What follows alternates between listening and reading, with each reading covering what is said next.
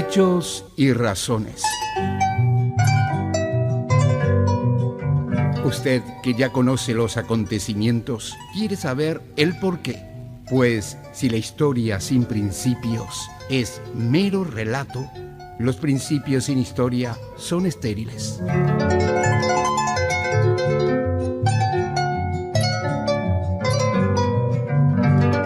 Hechos y razones. Reflexiones sobre la realidad actual desde una mirada filosófica de Mario Ramos Reyes. Hechos y razones.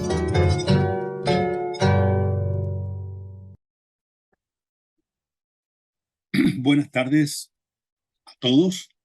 Esta es de nuevo una pequeña charla sobre un tema, yo creo, fundamental en esa búsqueda que tenemos de encontrar razones a los hechos culturales del mundo actual. Para aquellos que por primera vez sintonizan este pequeño video, este pequeño podcast, esto lo he estado haciendo hace bastante tiempo y forma parte de un proyecto educativo de la Escuela Jerónimo Irala Burgos. Hoy me quiero abocar a un tema y si me da el tiempo, de nuevo, quiero ser breve, aunque el tema realmente es denso, pero quiero ser breve y claro, la claridad después de toda la cortesía del filósofo, como diría Ortega. Quiero abocarme al estudio de un pequeño estudio de filosofía del derecho o de los derechos humanos. Y sobre todo voy a dar algo que quizás se ha olvidado un poco, incluso en aquellos círculos donde se debiera recordar, por diversos motivos, en la visión que tenía Jacques Maritain sobre los derechos humanos, los derechos del hombre, como en aquel tiempo se había formulado. Y voy a ser realmente breve, voy a utilizar ese lenguaje muy maritainista que él tenía, o que por lo menos yo creo que él hubiera usado. En primer lugar, si vamos a hablar de filosofías de derechos humanos, tenemos que partir en esa cosmovisión, en esa visión de totalidad que corresponde a una visión cristiana. Tendríamos que partir de una noción de lo que es el hombre, lo que es la persona. Y esa concepción es heredada indudablemente de la tradición griega, de la tradición judío-cristiana, de las Sagradas Escrituras, que van a amalgamar, digamos, una maravillosa síntesis con la tradición griega y que nos van a dar, digamos, esa concepción de la persona tan típica, tan rica, que formula muy bien Maritain. Y yo quiero aquí señalar tres aspectos que él enfatiza respecto a esa idea del hombre, como dice muy bien. Por un lado, esa persona es un animal, pero es un animal que que tiene dada la razón, y en esa razón, en esa operatividad de la razón y en la razón misma está la dignidad suprema que es el intelecto. El ser humano es un animal racional cuya dignidad suprema es precisamente el uso de esa capacidad y de esa autoconciencia y de esa forma de entender las cosas que no son esa persona misma, pero también la introspección propia de ese sujeto. Un segundo punto, un segundo aspecto, tiene que ver con la libertad. Ese ser humano es libre, incluso libre respecto de su creador. Hay un sentido de creaturidad pero también esa creaturidad es dada por Dios, pero es libre, no tiene un condicionamiento necesario. Es decir, aquí viene fundamentalmente el respeto que tiene el ser divino, el absoluto, respecto a la obediencia a ese absoluto y que reside fundamentalmente en el querer humano de obedecer o no la ley de Dios. Esa es la libertad. Es una profunda énfasis en la riqueza de esa persona. Y en tercer lugar, que se agrega a la dignidad del intelecto, a la voluntad, ese querer de elegir o no la voluntad de Dios. Tenemos la característica antropológica de ese sujeto, de esa persona, el ser una persona herida por el pecado original, por ese sentido del pecado de naturaleza que, que tiene esa criatura y que a pesar de todo ha sido llamada o es llamada por Dios a ese mundo de la gracia. Y ahí entra de nuevo el mundo sobrenatural, el mundo natural, la libertad, el intelecto, y que en última instancia sabemos que el suprema perfección de esa persona es el amor. Y entonces tenemos ahí los tres características, tres trazos fundamentales de aquella pregunta, de ese microcosmos que es la persona humana, un pequeño cosmos, un universo como contraído, denso en sí mismo. Por lo tanto, digamos, es como una síntesis del universo. Bueno, si eso es lo que fundamenta los derechos humanos, es decir, esa persona tiene que ser protegida y tiene que ser protegida fundada en aquellas características que mencionamos. Pero a lo largo de la historia se han dado diversos deterioros de esa noción de la persona. Y también han habido ciertas resurrecciones de la conciencia humana de esa noción de la persona. Sin entrar en muchos detalles históricos, podemos circunscribir o podemos describir, y esto lo hace muy bien Maritain, en dos grandes líneas que en el siglo XX, yo estoy hablando aquí a los inicios a la segunda mitad de los años 40, la década del 40 del siglo XX, luego de la hecatombe de la Segunda Guerra Mundial, a la lenta elaboración de esa Carta de los Derechos Humanos. Pero más allá de los detalles concretos de la legislación, de la enumeración de esos principios, me quiero abocar a cuál sería la noción de persona o de individuo, si se quiere, que está detrás de esas concepciones de los derechos humanos. Y Maritain habla de una distinción que debe hacerse, y me guío fundamentalmente al hilo de su pensamiento, y la distinción que debe hacerse en lo que él dice un humanismo antropocéntrico de un humanismo teocéntrico. Es decir, para Maritain, no solamente el cristianismo era un humanismo, también había humanismo, o hay humanismos no cristianos.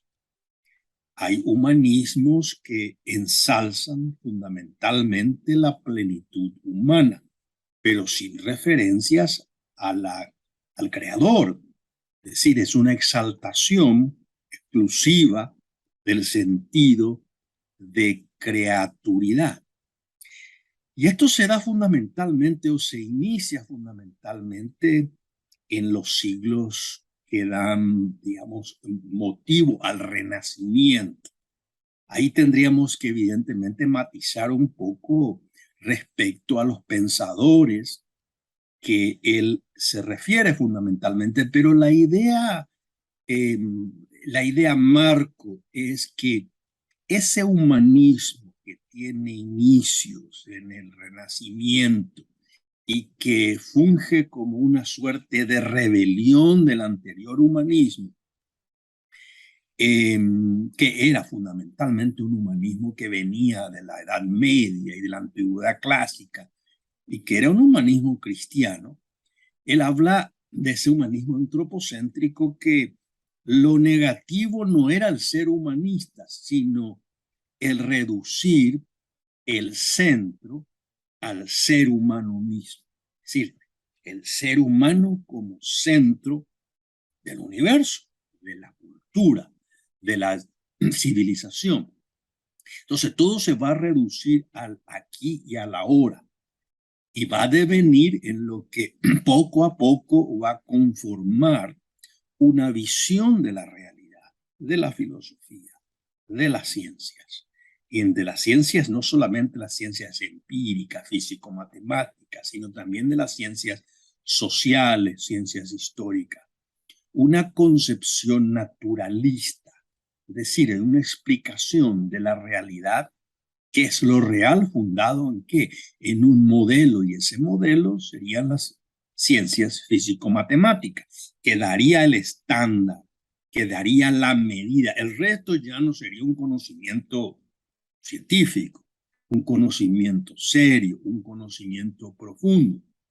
Por lo tanto, si eso es así, entonces el ser humano, en el conocimiento que pudiera tener de sí mismo y de la realidad, se reduciría a su dimensión material y devendría un materialismo crudo, un fisicalismo.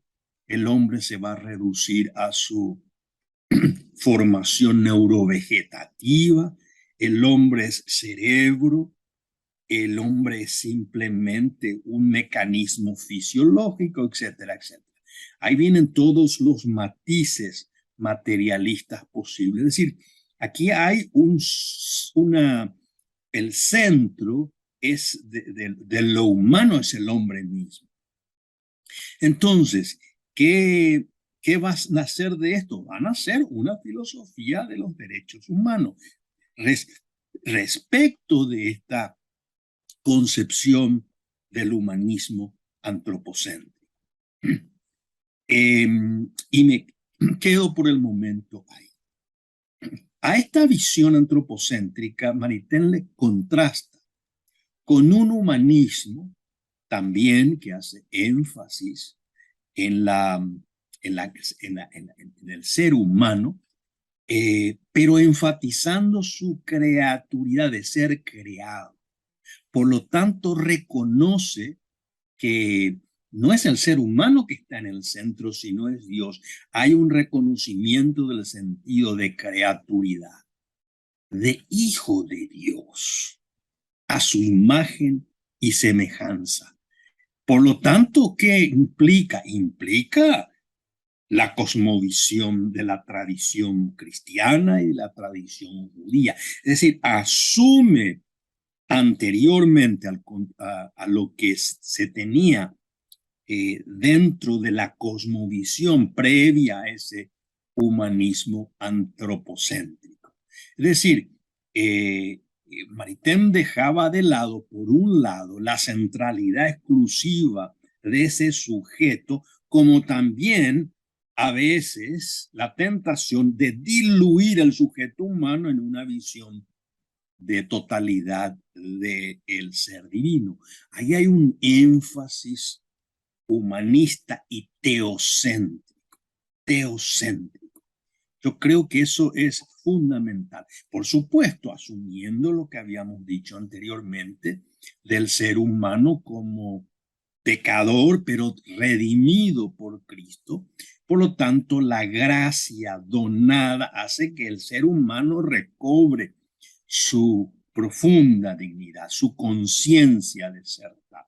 Por lo tanto, si esas son dos concepciones antitéticas de lo que es el humanismo, por supuesto, las filosofías que se van a derivar y que van a desarrollarse en base a esa concepción, a esas concepciones de la persona, van a diferir sustancialmente. Y esto yo creo que es fundamental. Es decir, el derecho, la política, el orden normativo, digamos, la ética, va a estar íntimamente relacionada al origen fundamental de los principios que están brotando de esa noción del sujeto humano, de ese humanismo. Bueno, entonces, en base a eso nosotros podemos hacer una distinción, la distinción de esas filosofías, digamos, de los derechos humanos. Por un lado, aquella que se va a derivar del humanismo antropocéntrico y por otro lado, de aquel humanismo teocéntrico. Aquí yo quiero hacer un alto que a veces es necesario hacer porque he oído a través de los años y cada vez más objeciones desde un inicio, porque más de uno me ha dicho que yo ya comienzo mi reflexión con este juego de cartas filosóficas donde hay dos contendientes con una baraja marcada, en donde ya mi conclusión se inicia porque yo estoy ya dando la concepción de Maritain que evidentemente se va a inclinar por aquel humanismo teocéntrico. Y lo que uno tiene que hacer, me dicen siempre, es partir de una posición neutra, equidistante. Entonces, son dos humanismos. Yo no puedo afirmar que porque es teocéntrico, es verdadero y el otro no lo es. Entonces, al inicio, eso puede ser una conclusión, pero al inicio tenemos que comenzar nuestra reflexión de un punto de vista neutro. Esta objeción, la debo decir, es falsa. Es falsa ¿por qué? Porque los seres humanos que conocemos y que reflexionamos siempre partimos de una experiencia o de otra. Nadie es neutro. Una de las expresiones más a veces irónicas del profesor McIntyre, filósofo actual, que aún vive en Estados Unidos, es justamente esa. Existe cierto liberalismo de tipo procedimental que nos quiere hacer creer que es la única postura que en sí misma es neutra. Y no es neutra, porque tiene una visión específica de qué son los derechos humanos. Entonces, dicho esto, es cierto que esta perspectiva maritainista o maritaniana tiene una visión. Todas las visiones del derecho tienen una perspectiva.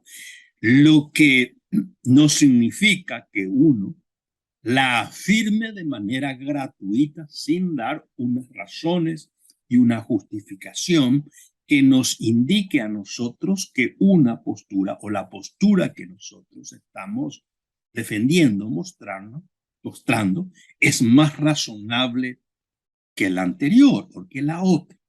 Bueno, dicho esto, ¿cuáles son esas dos filosofías de los derechos humanos en manera muy sintética que se derivan de esa visión del humanismo antropocéntrico y del humanismo teocéntrico?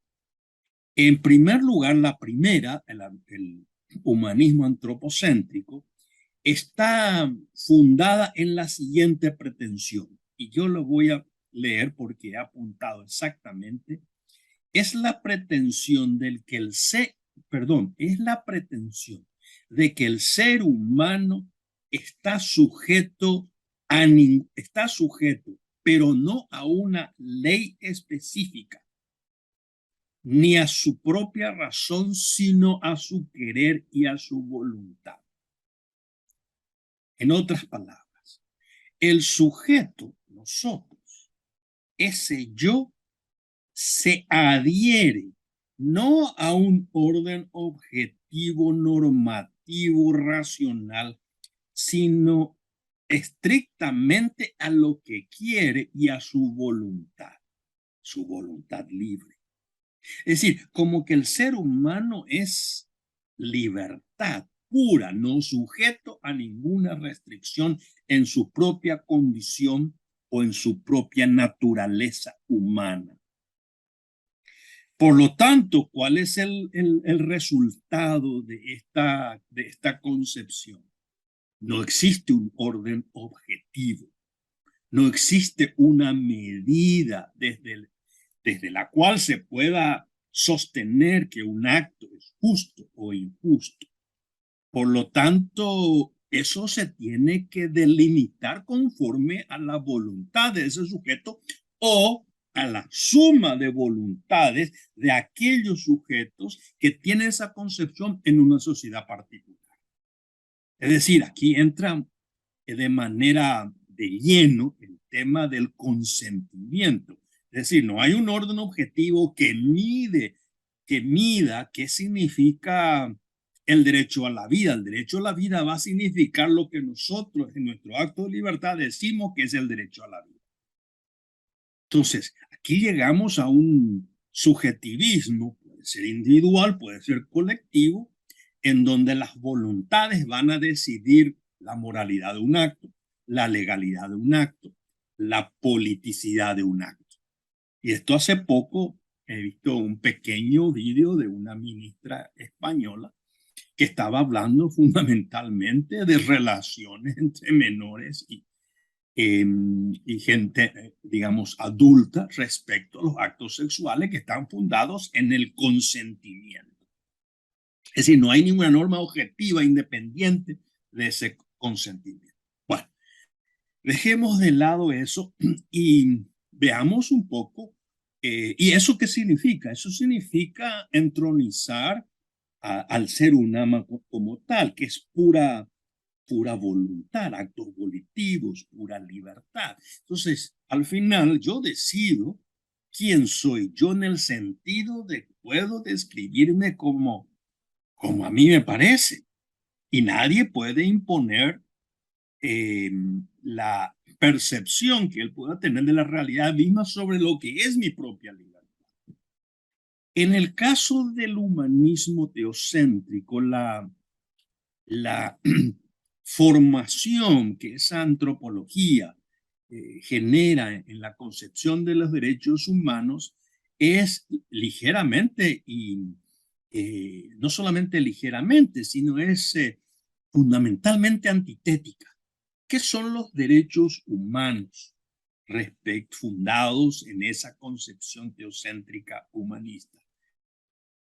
En primer lugar, los derechos humanos descansan sobre ¿qué? Sobre un orden, el orden natural. El ser humano es un animal racional. Por lo tanto, en virtud de esa realidad, de esa esencia, los derechos van a residir y van a ser cobijados dentro de esa realidad. Por lo tanto, esa realidad sería algo como una medida a aquello que va a elaborar el intelecto y va a ordenar la comunidad.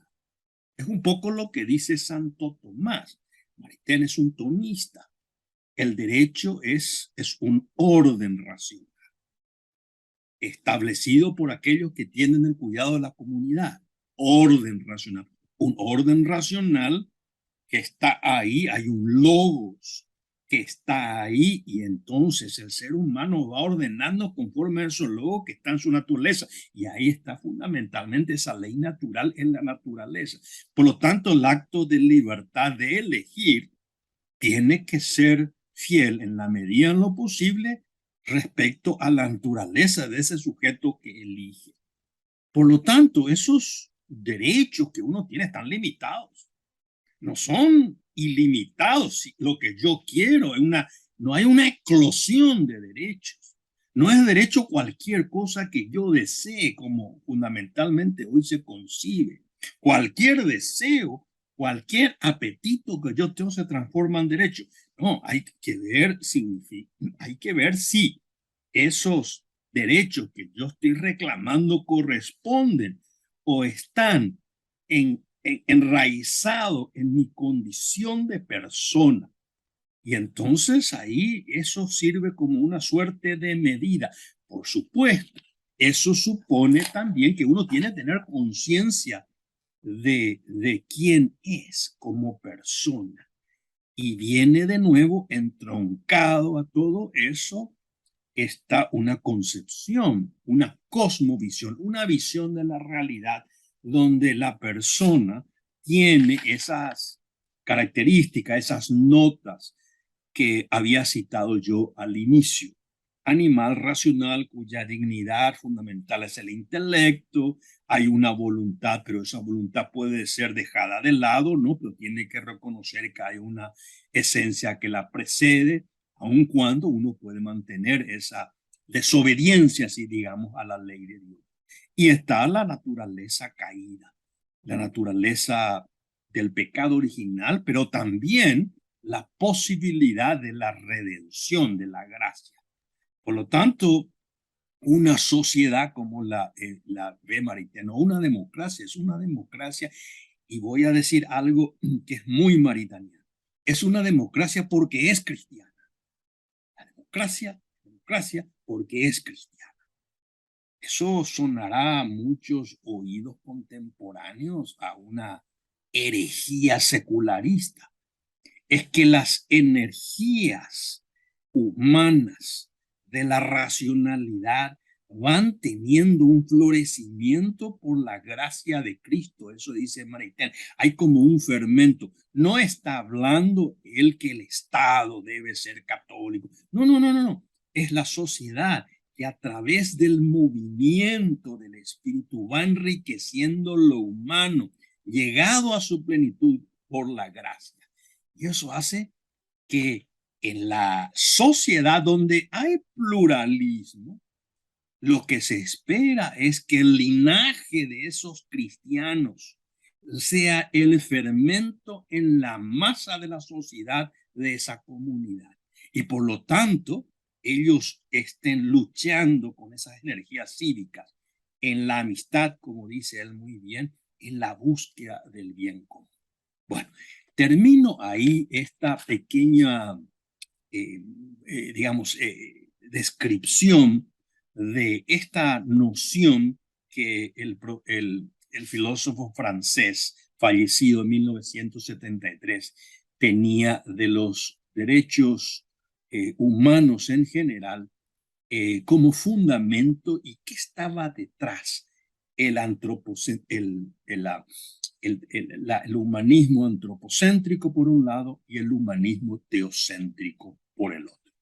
Bueno, muchas gracias y para aquellos que de nuevo es la primera vez, bienvenidos y nos encontramos con otro tema próximamente. Muchas gracias.